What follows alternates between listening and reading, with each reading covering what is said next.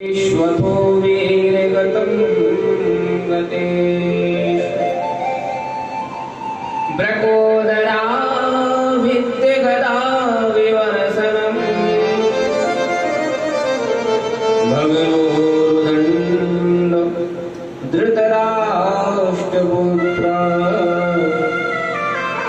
भगनोर्दण्डे धृतराष्ट्रपुत्रे।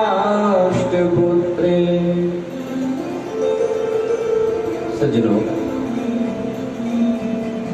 महाभारत का अंतिम समय चल रहा है। कौरवों और पांडवों के मध्य पहनकर विभीषिका को उत्पन्न करने वाला महाभारत रूपी न भूतो न भविष्यति वाला युद्ध अपनी संपन्नता की ओर है। अंतिम क्षण चल रहे हैं। कौरवों के 100 भाइयों में धृतराष्ट्र और गांधारी के पुत्रों 100 पुत्रों में से केवल और केवल आधा पुत्र यानी दुर्योधन अधमरा बचा हुआ है। भगवान की कृपा के बल पर मंझले भैया यानी भीमसेन ने जंघा पर गदा का प्रहार करके मरणासन्न अवस्था में छोड़ दिया। मरणासन्न अवस्था में पड़े हुए कौरवों के पुत्र उस दुर्योधन के परम मित्र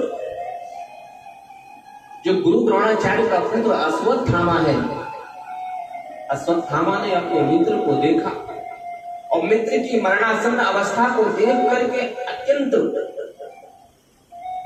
चिंतामग्न हो गए और आज मित्र से कहने लगा कि मित्र, तुम्हारी ये दुर्दशा किसने करी? तुम्हारी दुर्दशा करने वाले को मैं कहीं तो नहीं छोड़ूंगा, उसको जीवित रहने लगूंगा। अनेक प्रकार से दुर्योधन को सांत्वना प्रदान करने वाले अश्वत्थामा को दुर्योधन ने कहा कि मित्र, यदि आप वास्तव में मुझ मरने वाले की इच्छा पूरी करना चाहते हैं तो एक काम हम कर दें। मैं ये उत्कंठा लेकर के नहीं मरना चाह रहा हूं कि विडंबना देखो, मैं 100 भाई और जगत के संसार के बड़े से बड़े योद्धा मेरी सेना में मेरी सहायता के लिए, पांडवों के केवल 5 भाई और कुछ एक राजा, और आज कौरवों की यानी हमारी ये दुर्दशा हुई कि सब के सब मारे गए।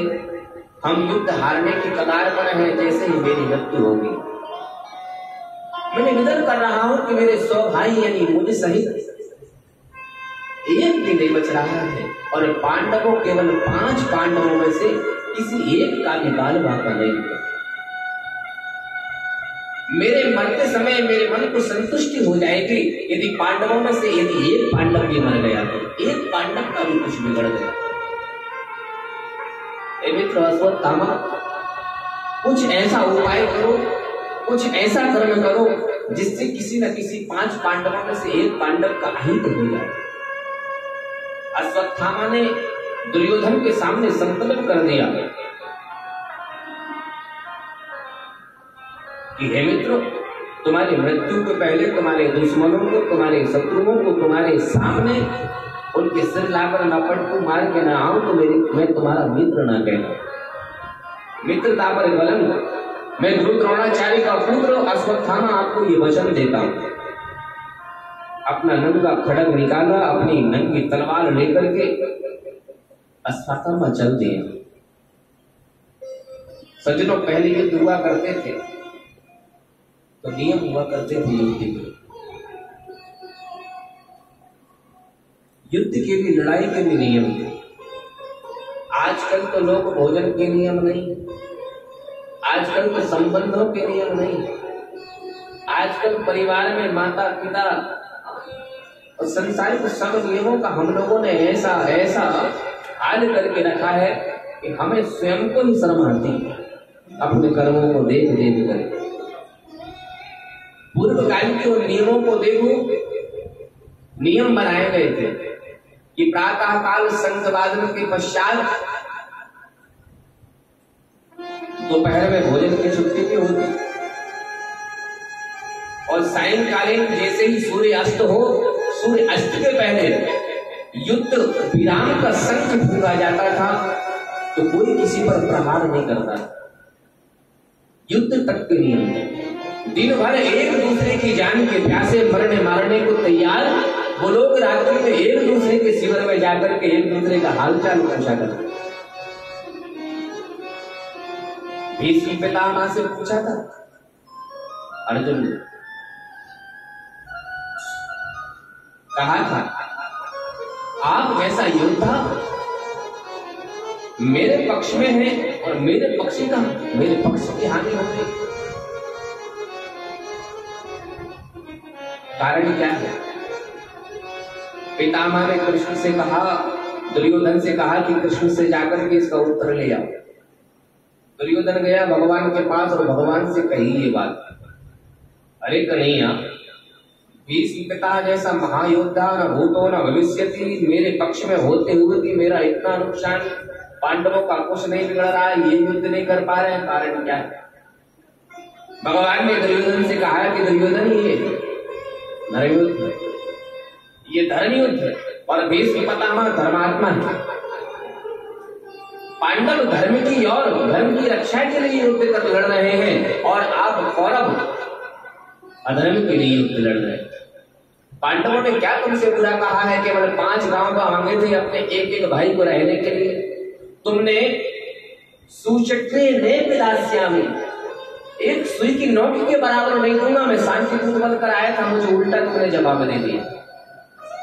जबकि तुम्हारे सगे काका के पांडव, महाराज पांडु के पुत्र है, धृतराष्ट्र के छोटे भाई, वैसे तो उनका हक आधे राज्य पे था, लेकिन देखो मैंने उनको राजी कर लिया। केवल 5 गांव तुमने वो भी नहीं थी, लाक्षा ग्रह में जला करके मारने की कोशिश करी, कभी लड्डुओं में जहर खिला करके उनको मारने की कोशिश करी।